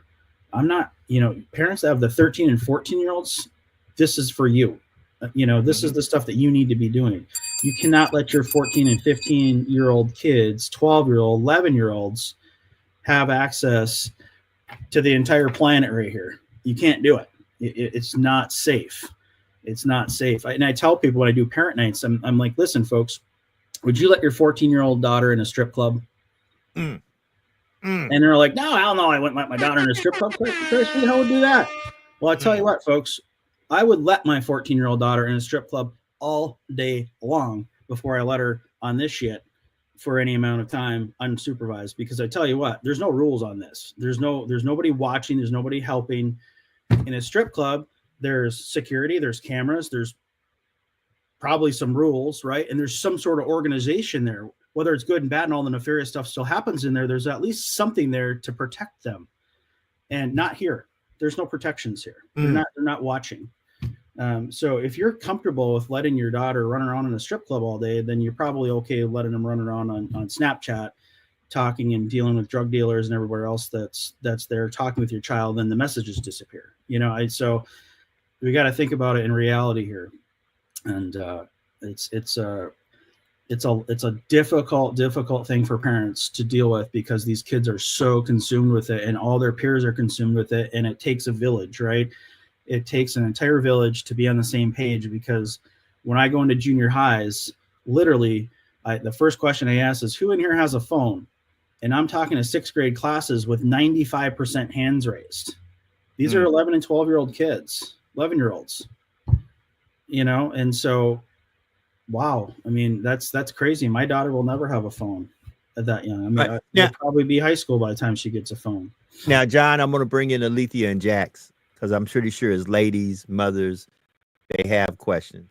But here's another thing that we didn't tell you. This happened in John's house. It happened with Jordan's 2 sisters were in the house. John's wife was in the house. This all happened. Imagine when the discovery was made, how then comes the aftercare of explaining to the 2 sisters, explaining to yourself and your wife, then going to Jordan's mother, who does not live in the house because you and Jordan's mom not together no more. Now you got to explain how your son, who was in your care, is no longer here. Jax, Alethea, I'm going to give y'all the floor. Talk to John. John, look, man, we got 15 minutes after. We got 45 minutes. Family, I'm serious about this. I brought this man on Juneteenth because I said in my spirit to Jax, this is a day that people of color celebrate as the day that we got set free. We were free 2 years before the word got to Galveston. I wanted to let folks know today, this is the reason why we got to start having conversation, because John, what he is saying now may save a life today. Y'all got to go and pay attention. Ladies, floor is y'all's. John, thank you so much for sharing my deepest heartfelt condolences to you and your family, and to your baby boy. If you could just go into a bit more in terms of those within the U.S. that have been, I don't know, indicted, incarcerated, or you have some other trials and stuff coming up. If you could just go into a little more detail about what that looks like and what that process is. Yeah. So what happened was originally, we didn't, on that Friday morning when Jordan died, we had no idea what happened, right? Jordan's bag for Florida was at the end of his bed, ready to go. And, gun in one hand, phone in his lap, and gone, right? And so we just had no idea why, we were like, did Jordan break up with his girlfriend we didn't know about, or is there something going on that we weren't aware of? And so long story short, the extortionists made one mistake when they were doing this to Jordan, and their motive is not to typically send the photos out to any of those people that they're telling you they are. They just want money, and it's a numbers game for them. They're not interested in getting anyone else involved. They just want to stick to the plan. And so they actually sent that collage photo to his girlfriend, and I think they were going to try to maybe start to extort her for money as well with that photo. And thank God that happened, because that was the only thing that opened up this entire case. Because Jordan deleted all of his Instagram history and everything off of his phone before he died. He didn't want anybody to know about this. That's why he sent a cryptic message to his girlfriend and just a quick "I love you" to his mom, and never came upstairs to wake me up. He just didn't want anybody to know any of this was happening. And so that picture came about. We gave that picture to the detective on Friday night. And of course, he probably knew at the time, because the sextortion stuff was really just ramping up. Matter of fact, on that Thursday night, the FBI just released a federal bulletin on sextortion to say, hey, we're getting massive complaints with this type of behavior. And so they sent out this public service announcement about sextortion, which I never saw. But law enforcement was starting to see this quite regularly at the time. So the detective got the picture, probably knew instantly what was happening. And then they tried to get Meta has like emergency procedure portal that they can log into to say, hey, someone's being a victim right now. We need a transcript of their account immediately without a search warrant. And so they tried that because we didn't know who else was being victimized, but there was already a death involved. And we didn't know if this was a kid down the street or whatever else. So they tried it through that emergency procedures, and they actually denied it. So Saturday, they went into the office and went the old school route, which is search warrants, preservation requests, and affidavits to protect all the data and to get this transcript via search warrant. And that can take up to 30 days. So they got the legwork done. They submitted everything after the judge signed off and went to Meta. And in Meta's defense, they actually had sent that transcript back within the day, about 24 hours or so. On Sunday afternoon, they got the email with the full transcript, several hundred pages long. So they started going through the transcript and read it, and they found out exactly what happened. They called us late that night and said, hey, this is sextortion, and we're going to be opening an investigation. Kind of gave us some transcript excerpts, and we were just like blown away, like, holy guacamole, what is happening? And that's where it all started. So once they started peeling back the layer, they actually found these guys relatively quickly. The FBI got involved that morning on Monday, and then they started tracking the IPs and ended up being in Nigeria. They eventually located where they were. And going back to the money transaction, as they're tracking the sextortion IPs, they're tracking the money as well. And when they were tracking the money, they kind of made the mistake by giving Jordan multiple users accounts for different cash platforms, because they all linked back to the same person. And so they ended up getting into the same person. They ended up tracking down 6 Nigerian men. One of them was actually a minor at the time in Nigeria. And then once those were the sextortion ring people. Once those actors were in custody and prosecuted and extradited, they actually went backtrack to the money laundering side and started mopping up all the money launderers, which that all came in the last 7 or 8 months, the Americans. So what happened federally, backing up, is about 8 months in, the U.S. District of Michigan said, hey, we know who these guys are. There's 6 Nigerians. 3 of them are going to be indicted in the United States, which they were. 2 of them were actually extradited to Michigan, and they went through court. They ended up pleading guilty, and they're actually sitting in prison today for 18 years each. Yeah. Yep. Wow. The third Nigerian has been ordered for extradition in Nigeria by their court, but he's appealing that process, and it's lengthy, and there's a lot of moving parts in their court system. So he's still in Nigeria in custody there. The other 3 were arrested. They were actually bonded out. They were lower level. They were the ones that were hacking the accounts, and a few other ancillary type criminal niches that they had. So they ended up getting 2 of them. 3 of them were arrested. They were bonded out. 2 of them came back to court and were prosecuted, and they did a year each in Nigeria. That third one there never came back to court. He's on the run still. Wow. But at this point, they probably will never find him. And the FBI is not going to go look for him. So that's probably a lost cause. But there was 6. And then what happened in the United States is the money side. These guys were all money launderers. So what happens is, on these transactions, you can't just send American dollars over to Nigeria or Egypt or the Ivory Coast. You have to convert it into their own currency, and that's challenging sometimes. So what happens is, there was a Nigerian plug that was the money launderer. So our group of extortionists hired basically this money launderer to funnel all the cash through, because when the FBI investigated this, there was over 130 victims that they had perpetrated. So all this money, 130. This is a numbers game, right? Wow. And so when Jordan sent that $300, they gave them an American's information, their Apple ID. So this American had an Apple ID account associated with his bank account, and then the money got transferred to them, and then that money launderer in the United States then sends the money via cryptocurrency to the Nigerian money launderer there, the plug. They then convert the cryptocurrency back to the Nigerian currency and then transfer the money to the extortionist or whoever is getting money. Those money launderers are working for multiple different groups, mostly sextortion and exploitation crimes. There was a few others, but they're just a money hub. That's all they do is bring in cash and filter cash. They take their cut.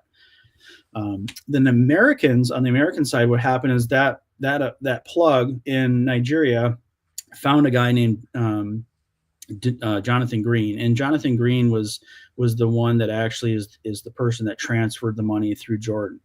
The other 5 or 6 were friends of friends. So there was so much money that was coming through. They needed a little help, right? And they're like, hey, do you have any, the Nigerians like, do you have any buddies that can help out with this? And so they started recruiting other money launderers. And it was very basic money laundering. I was just in court last week with one. We had our first sentencing hearing of the 5 or 6 or the 7, and he pled guilty. But he was actually not part of Jordan's case specifically. He did not send any money. He didn't actually have any relation to Jordan's specific case. He was sending money for the same group, but he was taken down when they found out this ring. So the money plug in Nigeria recruited 7 different people in America, and it was kind of round robin. I don't really know how they determined who got the money or what, but they were just, every other case went to these. They all filtered through one of these 7 guys in America, and that's where these other few got wrapped up into it. But Jonathan Green is the suspect in the United States out of Alabama. That is the actual person that sent the money. So they've all pled guilty in the United States, and they all have sentencing hearings coming up in the next about 60 days. Except for the last one. The last one was just arrested. It was the kind of one little loose end that the FBI had. They just picked him up maybe 3 or 4 weeks ago. So he is just starting. He'll probably plead guilty, and we'll probably have him adjudicated and sentenced within, probably before the end of the year. And according to the FBI that is on our case, that's probably going to be the last arrest. Wow. So that's I'm so thankful that it's, kind of panning out that way, that at least some people are getting held accountable for what they did. No matter how long they are sentenced, nothing will ever bring your son back. So I know that pain will still always be there. Even if they were to get the death penalty, that still would not be sufficient. Right. So like I said, my heart totally breaks. Now, for the parents who have children who were in the same situation as your son, or could be slightly different, in that moment when any child is considering taking their life, if you could be in that room, what would you say to that child in that moment of desperation? Well, I've unfortunately been in that room a couple times, and because when I do these things and presentations, these young people, they reach out to me, and it wasn't too terribly long ago. I just had a young man, 14 years old, and said, "Hey, I saw you speak at our school, 3 or 4 months ago. I don't remember what you said, but I need help." And he reached out to me on Facebook, and it was actually a kid from my community here. And so I had to talk him off the ledge, and it's like hostage negotiation, really. It's because that these kids are going through this massive trauma, right? And it's so acute, and the blood pressure is through the roof, and all the things that are happening, and they're probably ready to pass out, and all the things that are going through their mind. But it's just basically calming them down, saying, listen, first of all, you're not alone, right? There's so many people that this, if you're 13 to 17, it's not a matter of if you're going to get targeted, it's a matter of when. Yeah. You literally are. I mean, I just got one when I was in Lafayette sitting in the meeting. I got one. Right. I probably got one in there right now. Like it's happening. I'm 45 years old. So it's happening to everybody. It's just a matter of how far down the rabbit hole you go. If you bite, if you don't bite. All those friend requests from these nice young ladies that want to be friends with you, that's the beginning of a sextortion ring. So absolutely, you're going to get targeted for this. So you have to recognize what it is. Like, this super hot chick from Alabama or whatever is reaching out to me, and she doesn't want to be your damn friend. She wants your money. So we got to be smart about this. And but these young kids just don't understand them, and they're all communicating. They're all meeting people. They're all sexually communicating. That online, everything is online and via text and video. So it's normal for them, which we as parents have to understand that that's their way that they do this. We just have to hopefully get to them place where they understand. But it's so hard to talk with these kids because there's in this heightened state. But I think the most important thing, getting back to your question, is just getting them down to reality. It's not just you. It's okay. I sent this last kid a picture of Jordan. I said, this is a picture of my son, and I wish every day that he would have walked upstairs and told me what was going on. Right. I want you to go tell your dad. If you can't talk to your dad, just show him your phone and show him our messages. Like, just do something. Get engaged. If you don't want to tell your dad, call the law enforcement, talk to your uncle. I mean, whatever it takes for you to feel comfortable. Yeah, absolutely. and John and I talk about this. We talked about this at the conference. Y'all have to understand that these are children, and telling them that you're about to desecrate them online and in social media, their world is social media. And what we have to begin, in my humble opinion, to tell our children and grandchildren in some cases, it's not that serious. Yeah. You will make mistakes. Don't let this mistake make you take your life. Understand, I do not look at Jonathan as a suicide victim. John knows that. I'm one of the law enforcement guys out here that says that to other law enforcement. I don't look at this as a suicide. I look at this as a murder. And we've got to tell our children, don't let somebody convince you to harm yourself or do something to yourself because you feel like you made a mistake that is unrecoverable. You can recover from this. And these days and times, we have to do that because we're in a hyper sexual time. I can go on Snapchat, I can go on Instagram, I can go right now and literally scroll through just my feed. There are people looking lewd. They might not be naked, but they are definitely in lingerie, bikinis, underwear, men and women. And understand, this is a big thing. Alethea brought it up earlier. We talk about the girls, but right now, when it comes down to this extortion, it's really targeting these young men. So you don't know how your son may be right now communicating with somebody on his device that ain't really who they say they are. And you've got to understand, these are our children. And many a times as parents, we say, oh, this happens to girls all the time, but we just don't know how much is happening to these boys. Yeah. Absolutely. My son is goes away to boarding school, and what they have a policy is called tech turn-in. So every night at a certain time by like 9 o'clock, the kids are 6th grade to 9th grade. They all have to turn in their tech to the cart. They're not allowed to have computers in their room. They're not allowed to have iPads in their room. And they literally only have their phones for a couple hours a day. So sometimes I think even when children are at home, although they fuss and complain, like, I don't want to give you my phone or I don't want to turn it in, we just need to make our children say, nope, tech turn in, turn it in for the night, shut it down. But then sometimes if they have TVs in their room, they can still go online and do that. So we really have to re-examine how we run our households, so that we can really truly protect our children the best way we can, and continue to give them the confidence and let them know. I did a workshop last week speaking to a high school graduating class, and I had them chant after me, "This too shall pass." Because I said, think back to your worst day. Maybe you had a test, your boyfriend broke up with you, you had all this crazy stuff going on, and you thought you would never make it to the end of the day. But look at you now, you're graduating. So they have to, just become their own advocate and have that ability to have that resiliency, and not be afraid to know that this is going to pass. It's not going to be always. Even if you are shamed or degraded, you're going to be okay. That's right. So let me give this plug, and I'm going to pass it back to John. John, I'm not going to hold you too much longer. The National Center for Missing and Exploited Children, NCMEC, they have a website. Listen, kids, sometimes when you make these mistakes, your pictures are out there. They're out there in the cyber world. They do have forms on there where if you have been a victim of this, you can report it there. You can also, there's been legislation passed by President Trump, where now you can take it, you can get it taken down. If there's nude posts or photos of you, you can literally get it taken down. It is a law now. John, I'm going to let you these next 10 minutes really tell. Go ahead, Alethea. It took me a little minute because it was a lot to process because I have kids of my own. Whew. Thank you for just sharing this story, because so many people need to hear this, and parents especially need to hear this. And I totally understood what you were saying. You will get pushback from your kids because they want their privacy.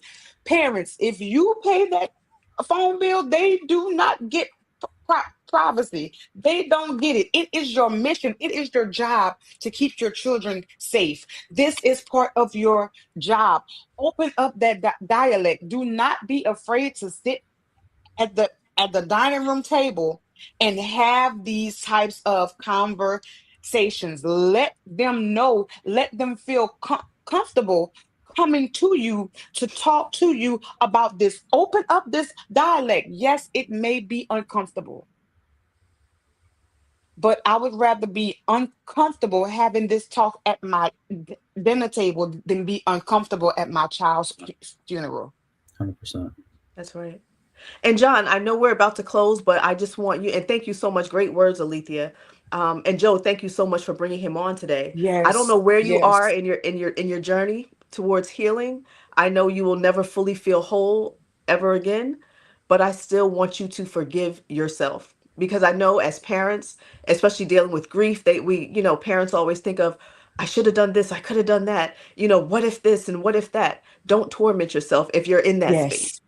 So just, have some closure and just, forgive yourself. You did a great job doing everything that you could have done, that you thought you should have done, right? But sometimes there's other plans, in the air. So look how many lives you are saving on a day-to-day yes. basis. So My just as God. you go through the cycle of grief, just, it's okay that you're going to have some rough days and you're going to have some, a little bit better days, but just don't get stuck when those days are rough. Just don't ever get stuck there. And thank you so much for sharing your story. We love you and we appreciate you. I appreciate Yes. that so much. Thank you. Yeah, Yes. that's so important. It really is a good message. And personally, that has been a struggle, but I've done well in the advocacy and the speaking and the traveling and getting the story and saving lives is really what provides me the fuel to keep doing this. But there's a lot of emotion involved too. I mean, I'm very comfortable telling the story. I want to tell the story. I think we have to tell it, but I fall apart too. I mean, I came home from Louisiana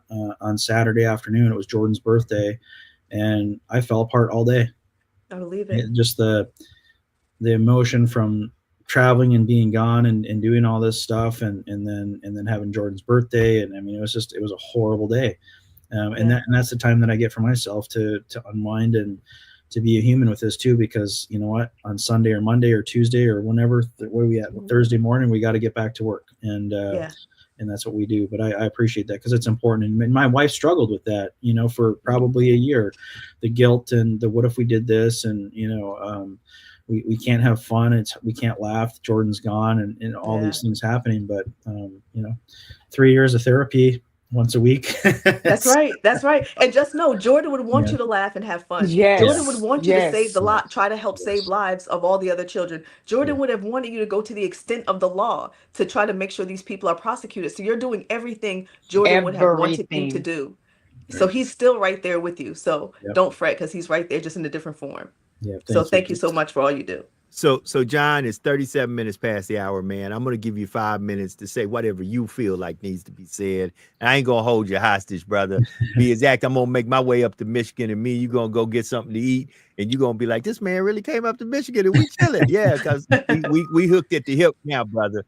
So these 5 minutes are yours. You tell the people what you feel like they need to hear from your heart to them. And we really appreciate you taking time out, waking up early this morning to be on here with us, man. So these 5 minutes are yours. There you go, John. Solo Bolo, tell the folks what you want to tell them. There's just so much to talk about, really, and I think I want to start real quick with social media, because I think we touched on it a little bit, but I want parents to understand that, and even young people, we have to understand what social media is, and in its infancy, back when Mark Zuckerberg was putting this together and with his roommates, it was connecting people, and I think that's really the wonderful thing about it, and that's why we get involved with this.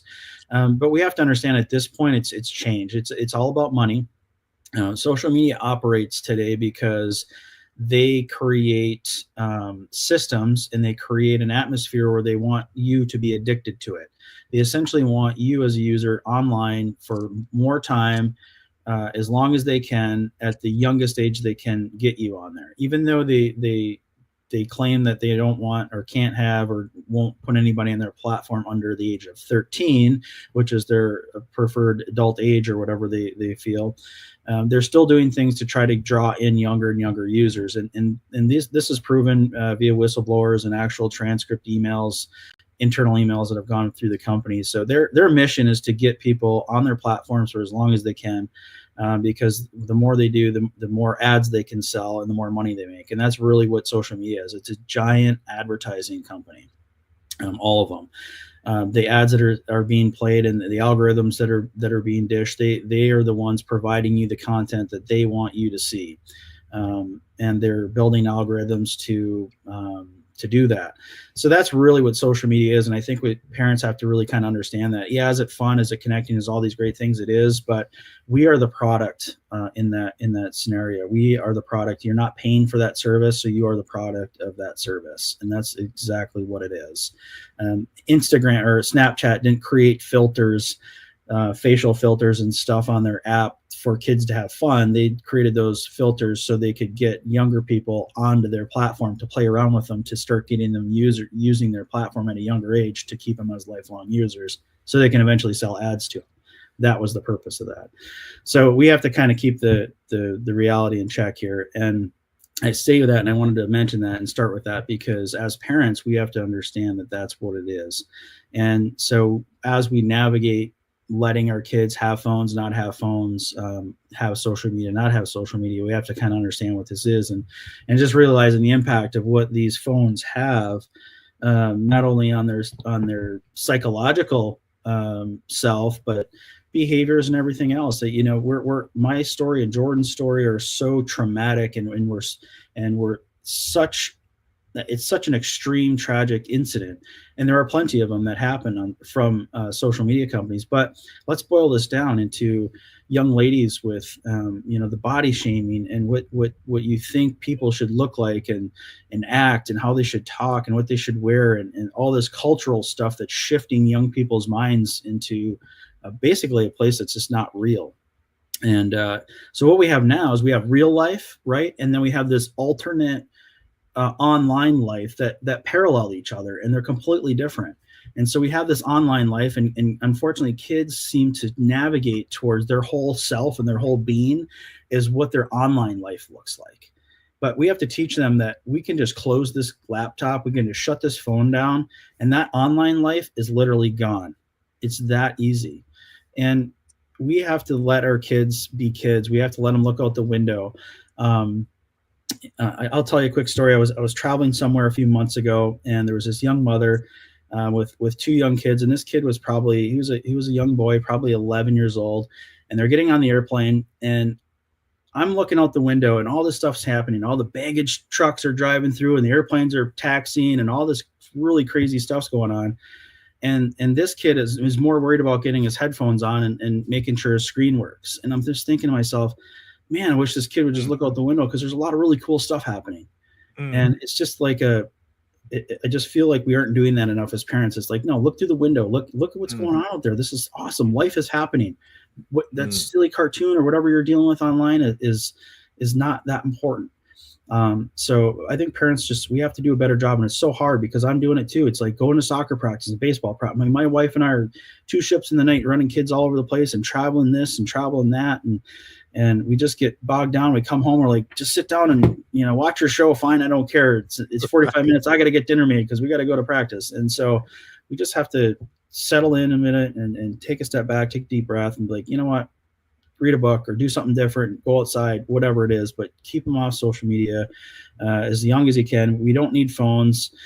For parents that want to connect to their kids, Apple Watches is kind of a thing that I've kind of been a proponent of. This doesn't have photo capability. I can make calls and texts on it, but it doesn't have the computing power that this does. So, Apple Watches might be a way to go for a 14 or 15-year-old if you feel that they need some connectivity, because it can still call you for a ride. You can still track them around with this thing. So, but to give them this computer in their hands, we got to keep the devices out of the bedrooms at night. You have to. This, like she said, the take the device type stuff. You have to do it. You cannot let your kids in your bedrooms at night with this stuff at all. It's got to come out. We don't have TVs in our kids' bedrooms either. I mean, we've just always been that way. So there's no technology in our kids' rooms at all whatsoever. So I think that's another big thing to kind of help yourself as a parent and just kind of segue into making some change. Well, John, I appreciate you taking time out. It's 15 minutes, about 16 minutes to the top of the hour. I'm wearing this for life, man, to make me realize, Jordan should be here. Jordan should be here. You should. Because of folk who had ill intent, and they're online right now, the Yahoo boys. They have, if you type in sextortion, they'll literally show you online how to do it. That's right. And that bothers me, that they will show you, but shoot, they show you online how to make a bomb. So, That's right. that all of a sudden all this falls under freedom of speech, Right. that we are literally got online ways to harm, hurt, extort people, commit crime. That's right. And that's where I know that you and other folks went to Washington and advocated that some of this stuff got to be taken down. Right. Got to be taken down. Your son's no longer here. He should be here. He didn't commit suicide. He was coerced into murder. Those folks in Nigeria, those folks that were a part of that ring, they are not only sextortion and extortionists, they are murderers. Because had they not did what they did, your son would still be here. I stand on that. That's right. And I will say that until the day I leave. Brother, love you, man. Love you. Thank you. Love you too, man. I really appreciate coming on. Appreciate you coming on. This won't be the last time you on. I'm bringing you back. Like I told, I'm showing up in Michigan when you least expect.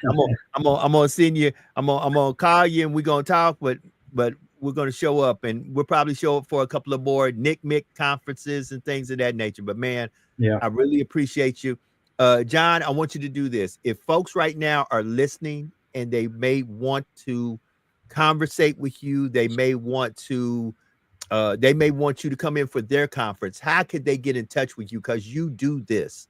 So tell them how they could get in contact with you, where the conversation can start, and you could get John to come speak to your school, to your kids, to your parent group. Tell them how they can get in touch with you, John. Honestly, probably the easiest way is Facebook. Honestly, it's just John DeMay. I'm easy to find. I'm in the real estate business. I'm very easy to find. My cell phone, I'll give you that, is 906-362-1000, 906-362-1000. I'm always available there as well. But message, send a note by pigeon. However, I'd be happy to chat. And if people are having internal struggles with this stuff, I often talk to parents and other kids who are just maybe have dealt with this and in their family, and their family doesn't know how to adjust and doesn't know what to do. I mean, I'm happy to share some of our insights and help them and deal with some of the pain and trauma that comes with this, even though their children are still here and everything else. But it's a very traumatic thing. And this type of thing can linger on in a person's psyche for many, many, many years to come. And it's a whole tragedy that we don't even really talk about, because there's so many deaths involved in all these things. It's the mental health is right. horrible. Yeah, thing the mental health. Yeah, the mental health. Because this year alone, last time you and I had spoken, there's 33 children under the age of 18 through extortation and just from financial sextortion. Yes, right, from financial sextortion, who have taken their lives. That's right. 33 children this year. We're not even, we're just a little bit over the middle of this year.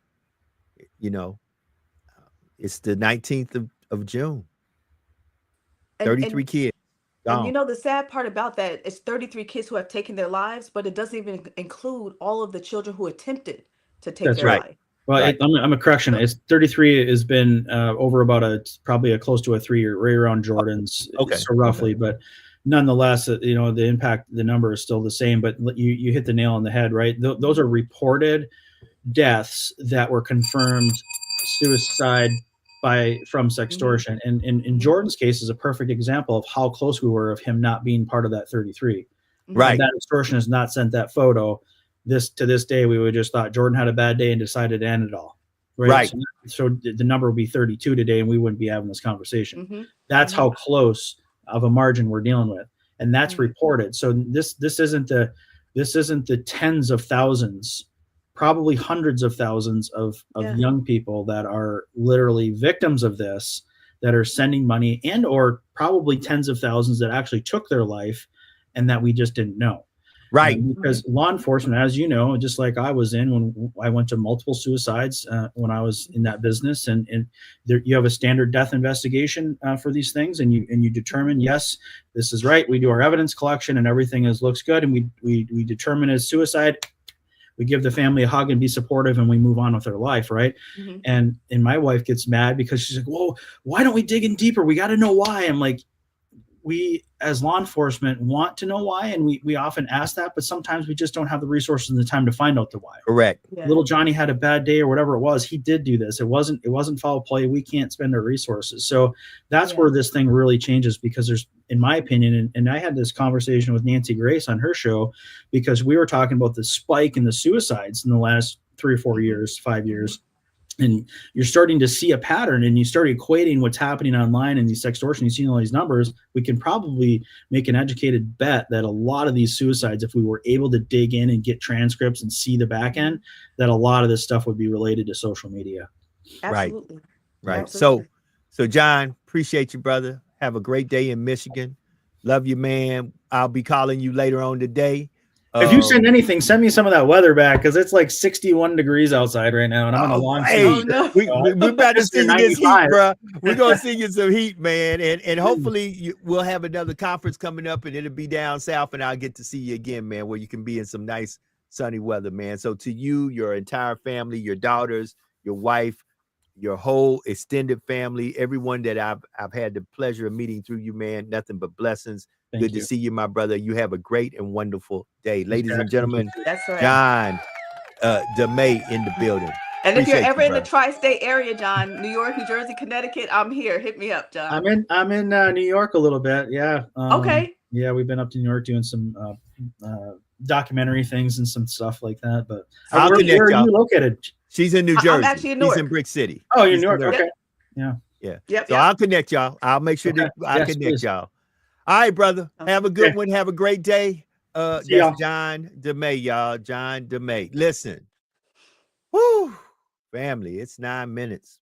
9 minutes to the top of the hour. Alethea had to go and take care of some family member, getting them to work. We'll be back tomorrow for Freedom and Fun Friday, which is her birthday.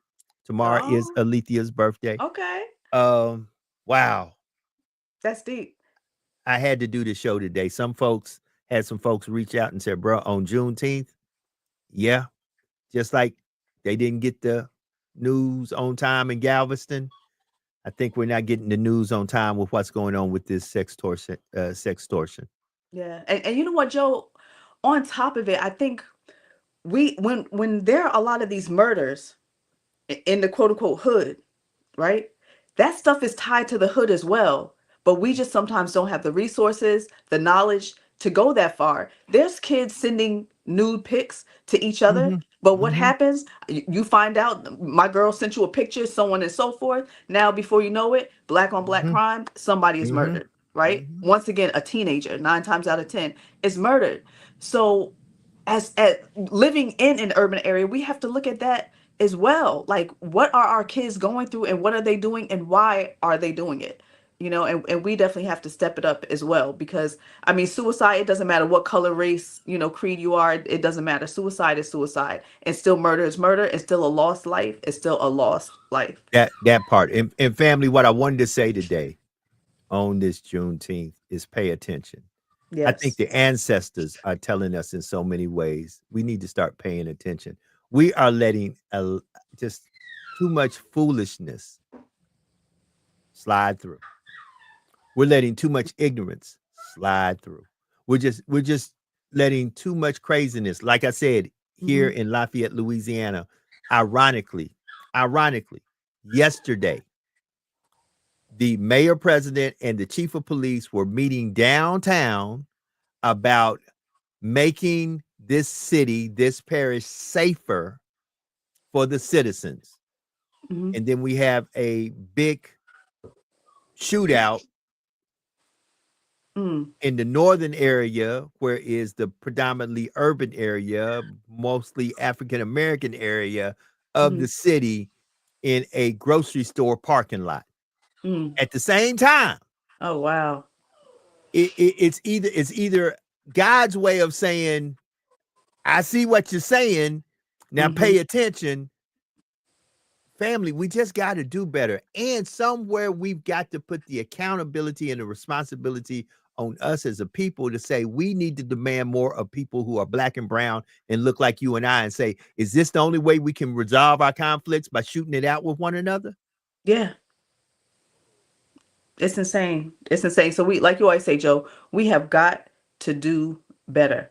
We've got to do better. And it's still in our children. Like I told the young man, well, the group of teens actually, in the workshop I did last week at the high school, this too shall pass. Because even how many times for us as adults do we get into a situation and we're like, oh my God, I don't know how I'm gonna get out of this. Or I don't know when it's gonna change. But I always say, I would take, say, 99% of individuals that commit suicide, if they could get a timeout, a do-over, realizing that the trouble's not going to last always. It's going to be okay in the road. It's going to clear up. Yeah, your name might be marred a little bit or a little mucky. Yeah, you might be embarrassed. You might feel humiliated, but you'll it's still not be alive. But you'll still be alive.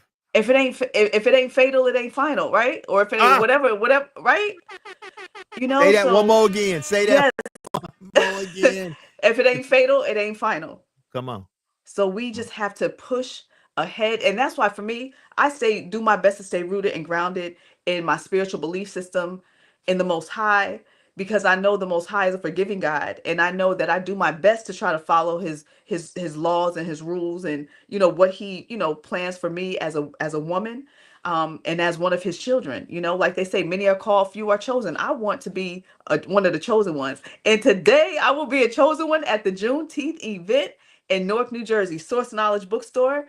They are doing their annual Juneteenth event, a freedom celebration. So I will be there. Feel free to come check us out. You see, I got my little look. Y'all see a little Juneteenth shirt going on? Come on now. Come on, get it now. So you guys come on out. I'm actually about to head out the door and get there now. I will be signing autographs today. I will also be a vendor. I have some dope jewelry pieces, guys. And if you didn't get your Juneteenth shirt, hit me up. I got some Juneteenth shirts, but I have some amazing, gorgeous jewelry that I'll be selling, all affordable and beautiful, to make you look cute. So check it out. Broad Street, Newark, New Jersey, Source of Knowledge Bookstore. 10 to 6 today, guys. See y'all soon. You see it right there. So with that being said, Jax, it is 4 minutes to the top of the hour. I know you got to get up out of here. Go ahead and give me some closing words, sis.